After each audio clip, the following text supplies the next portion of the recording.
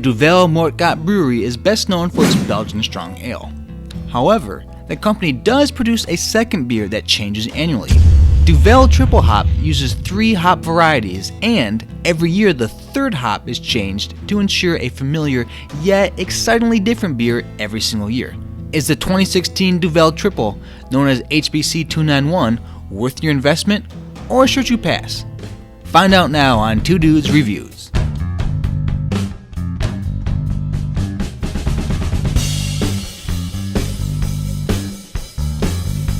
What up, guys? Yeah, we got the Duvel Tripel Hop, which I am really looking forward to, and so we'll just get right into the review and pop it open. Now, the original Duvel was probably one of the very first, true export beers that I got into years ago. Probably, I mean, 12 years ago or whatever.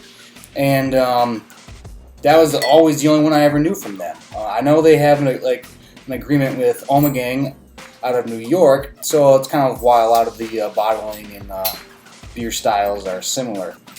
But this is the first real, true secondary Duvel beer that I'm gonna have, and I'm pretty excited about that. But yeah, it's using experimental hop number 291. It's so experimental, it doesn't even have a real name, it's a number. So, alright, let us get to the smell. That's got a nice little bouquet of citrus at the top. It's got almost like a deeper orange peel aroma to it, along with you got some of that hoppiness that you're naturally going to get from the your additional hop, and just the floral. Not just citrus floral, but like flowers. It's got a nice I don't know what the flower would be, but it's a nice kind of combination of a lighter floralness to it. It's got a little bit of maybe a deeper orange mandarin kind of peel to it, and then also has the hoppiness that you're gonna get from an IPA. So it's almost like your normal Duvel with a bit more hoppiness and floral notes to it. So I enjoy it. I'm really excited to get into it, so I'm going to recommend it on the smell. Now, alright, let's get to the taste.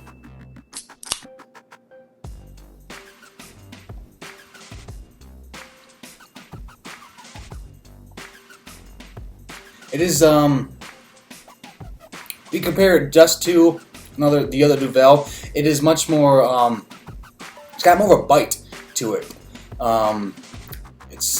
I was focusing on that. Let's see.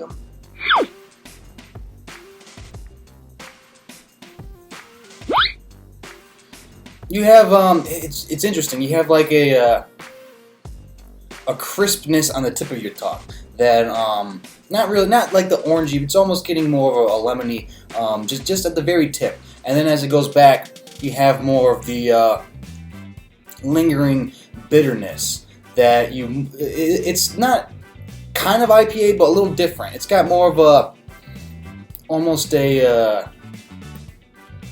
I don't even know what it is. It's more carbonated too on the back of your mouth. Even though this isn't really carbonated that much, but it's kind of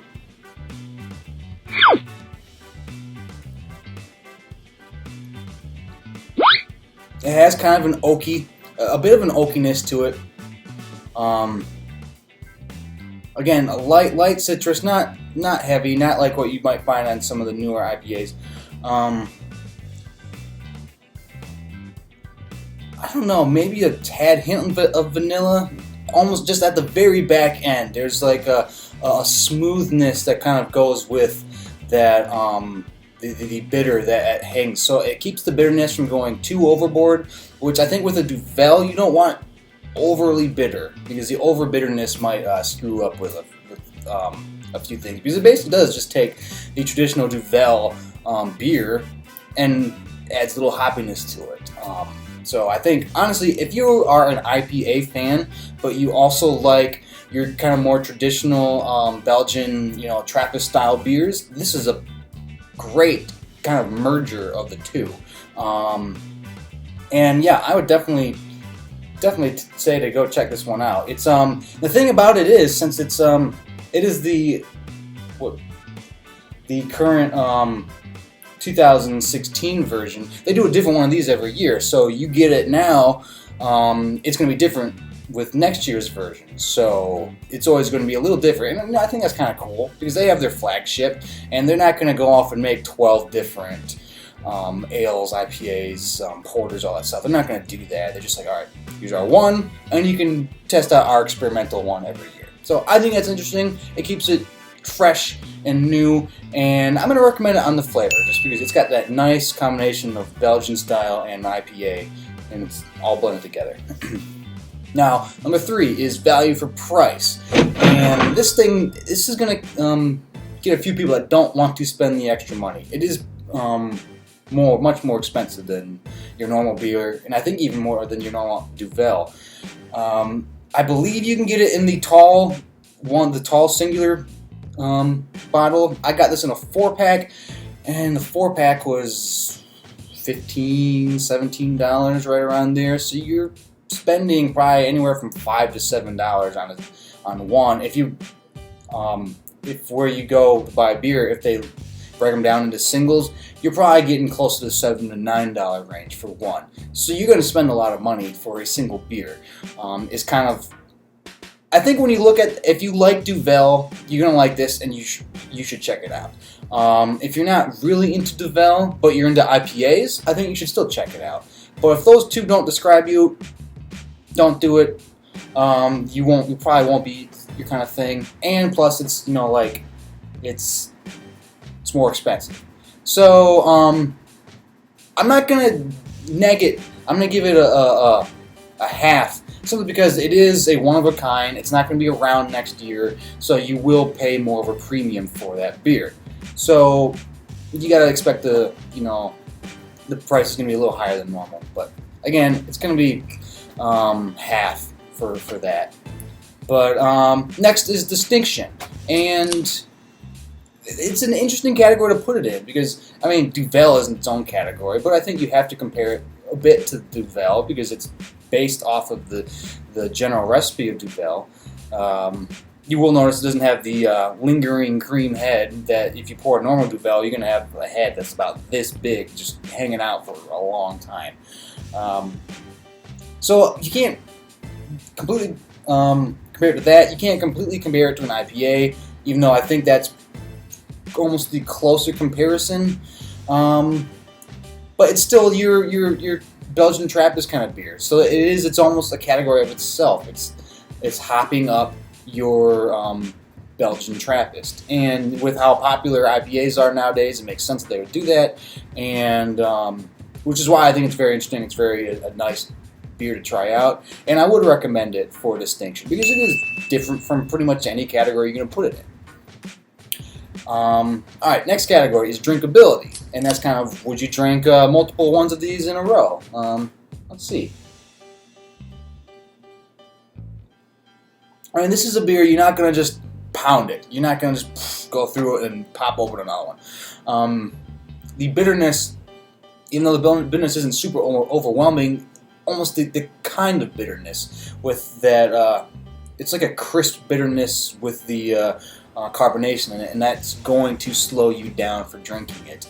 And at least for me, I'm not somebody that's going to just drink IPA straight. I'd like to diversify. That's just too bitter for me for a whole evening or whatever. And so, I mean, I could drink one, maybe two of these, maybe. 9.5% alcohol, so it's not a slouch by any means. So I'm going to give it a half again with the drinkability, just because I drink one, and then I might start eyeing if I have something else in the fridge. Be like, all right, that's good, but I can't do a lot of these in a row. Maybe you're different, but that's how it is for me. And all right, so the last category is would I buy it again, and that's pretty. That's an interesting question, being as that it's a limited edition, pretty much just for this year, and so it's like, all right, do I feel like buying this again within the next however long they're still making it? I I think I'd buy it and have it on hand if I had like a friend coming over and I was like, oh, you gotta try this out. It's a limited edition Duvel, and if they already like their other Duvel, I think they'd be totally down for trying this one out. If it was just for me, just to keep on hand, and be like, hey, I feel like an IPA-ish Duvel, I probably wouldn't do that. I think just mainly because of the price, I wouldn't feel like spending $17 on a 4-pack when it's like, okay, I've had it. I'm going to go for something else. So, I'd buy it again if I had people over that I know that they like Duvel. I'd do it. I wouldn't buy it again just for myself. So, I think again, I'm going to go for a half. But, yeah, that's the review. 4.5 out of 6. Not too bad, not too shabby. If you've had the Duvel before, the Duvel Triple Hop, Experimental Hop number 291. If you've had this before, let me know. Write in the comments. Put your own review.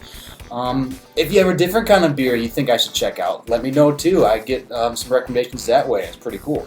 But yeah, if you like the review, like and subscribe. That'd be awesome. We got some cool top 10 videos coming up too, which those are pretty popular. And if you want more of us, you can check us out. We got a podcast, Two Dudes in a Six Pack. You can find that on iTunes, Stitcher, wherever you get your podcasts from. And you can shoot me an email if you got a longer worded question you don't feel like typing up into YouTube. You just Two Dudes in a Six Pack at gmail.com. But, yeah, that's about it. So, for me and Mr. Duvel Tripel Hop, take it easy.